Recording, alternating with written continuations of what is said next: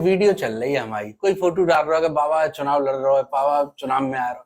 हम जैसे लोगों की वास्तव में जरूरत है, पता है क्यों? हम जब अधिकारी के ऑफिस और कार्यालय में जाते हैं ना, तो मुझे पूछते हैं को आया हो।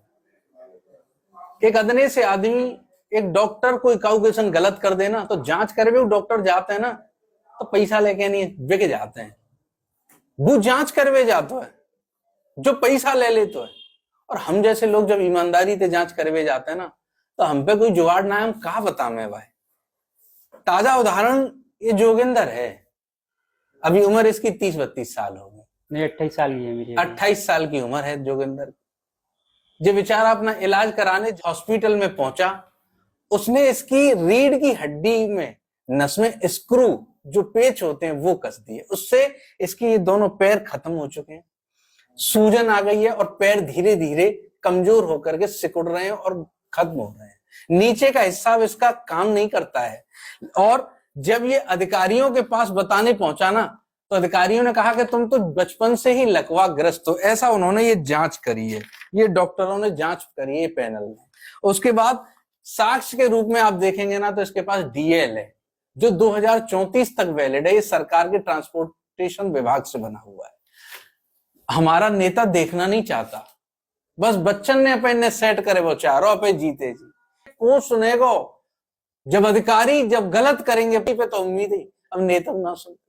ऐसे फर्जी हॉस्पिटल जो 4 कमरा में एक मकान के अंदर चल रहे हैं, जो लाखों लोगों के, जोगिंदर के, जयप्रकाश के जीवनों को बर्बाद कर रहे हैं। आप जोगिंदर ते और सुनेंगे तो वो अच्छा तो बता पाओगे।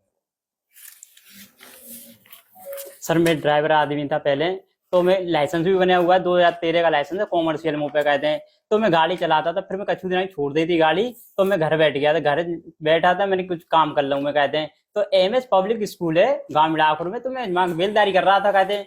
तो बेलदारी करने में छत पे से पत्थर टूट गया था।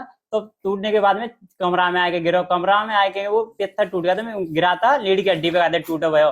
फिर स्कूल मालिक का बैठा भैया डॉक्टर है आगरा में, खेरिया मोड़ पर जाती देवी नवेंद्र 4 का अस्पताल है, बामे में भर्ती कर दो स्कूल मालिक ने। तो मान के ऑपरेशन होगा, बिल्कुल सही हो जाएगा। तो मैं कहते ऑपरेशन कर दो लीड की हड्डी को। तो डॉक्टर ने एक पेज पार कर दो लीड की हड्डी में थे और सीधी नस में पार कर दो, दोनों पैर खत्म कर दिए। मैंने कहते हैं पीछे लखुआ बता दो, तो लखुआ है कहते।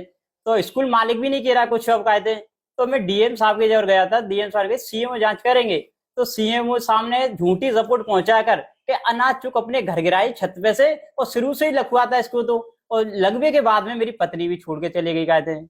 तो मैं इतना परेशान हूँ बहुत ज्यादा, मेरी कोई अधिकारी नहीं सुनना है कहते। 2 साल देते एक भागदौड़ कर रहा हूँ मैं अकेला बहुत। जयप्रकाश तुम्हारे साथ क्या हुआ है?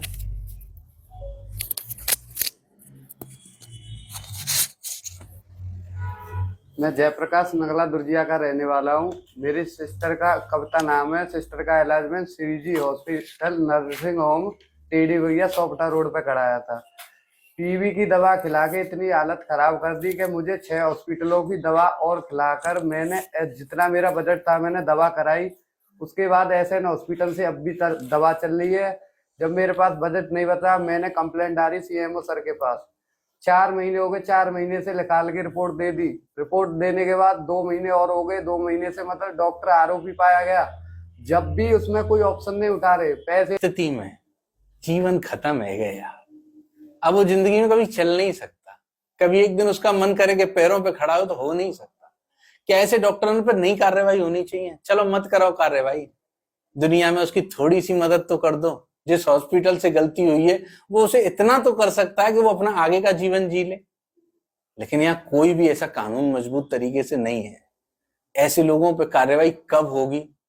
हम कब तक ऐसे देखते रहेंगे? हम जैसे कुछ लोगों को ताकत की जरूरत है, जो बिकते नहीं है, नॉट फॉर सेल, ईमानदार। वो लोग शायद कुछ बदलाव लाएंगे। इसीलिए आगरा वासियों तुमसे निवेदन है, यदि कभी काम आ सको ना मेरे, तो जरूर आना। हम ईमानदारी से लड़ रहे हैं लोग।